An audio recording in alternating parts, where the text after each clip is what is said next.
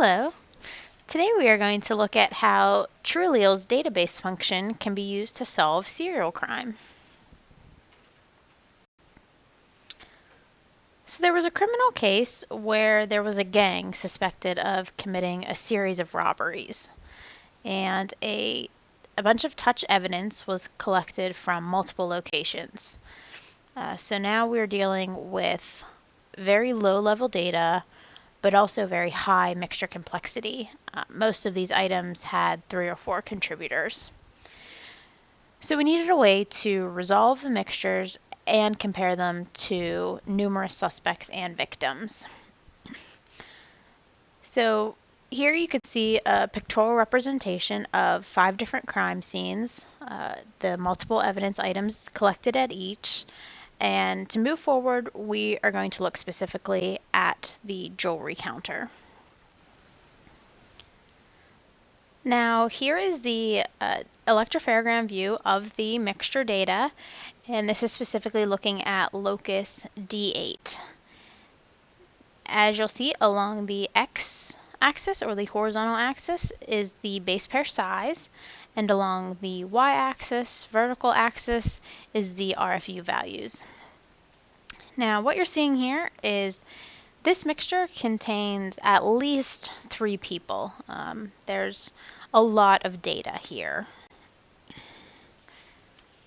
So what happens if we use a threshold method?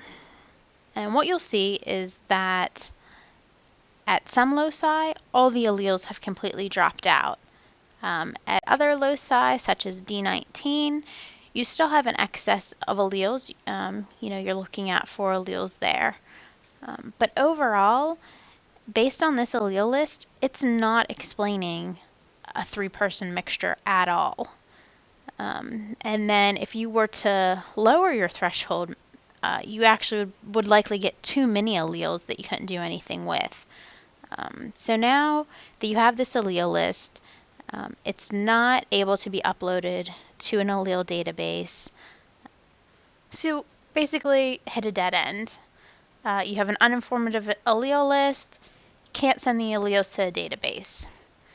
Now hypothetically, let's say you could upload that allele list. What would happen is you'd produce a ton of false positives, so it wouldn't even be beneficial. So instead we need to use a more informative method, like a probabilistic genotype method. That's what TrueAllele does. TrueAllele uses the quantitative peak heights to infer genotypes and assign probability. So here we are looking at an evidence genotype for just the major contributor at one locus. So as you can see, the x-axis is showing the different allele pair possibilities, and the y-axis is showing the probability. Now, at each locus, there's 100 possible allele pairs. And now that's been concentrated down to about a dozen. And really more specifically, there's 2 that have a significant amount of probability.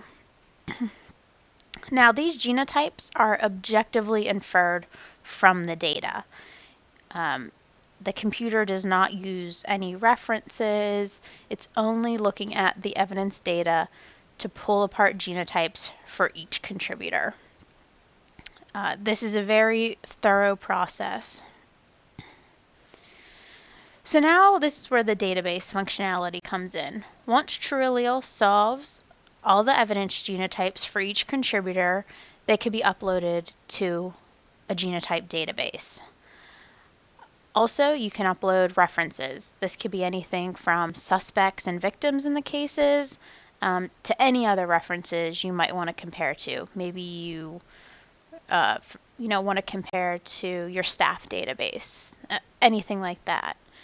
So everything gets uploaded to the database and automatic comparisons occur.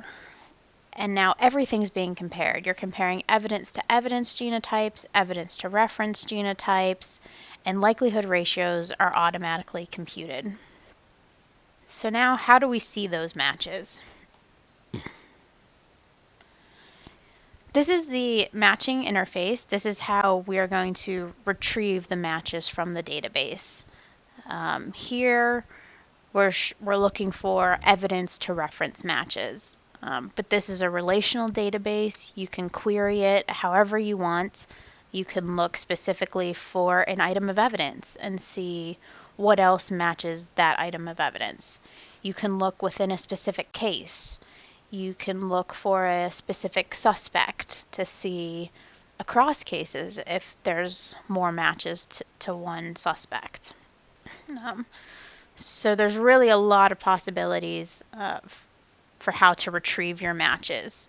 And it's important to remember that everything's already been automatically compared. So now this is just you pulling down your results to see them. So once you have matches, this can help you map out your crime scene. So here we're just showing a visual representation where each of the suspects match the different items of evidence. So as you can see with suspect 5, they've matched evidence items from the market as well as the food mart. Now these lines, they're showing the matches. That actually corresponds to a real likelihood ratio statistic. And here's an example. Again, we're looking at the jewelry counter. It matched suspect S2.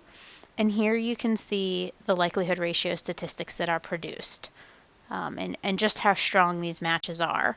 So you can see it's not providing just a simple lead. It's actually a match statistic that could be used in court. Thank you for your time.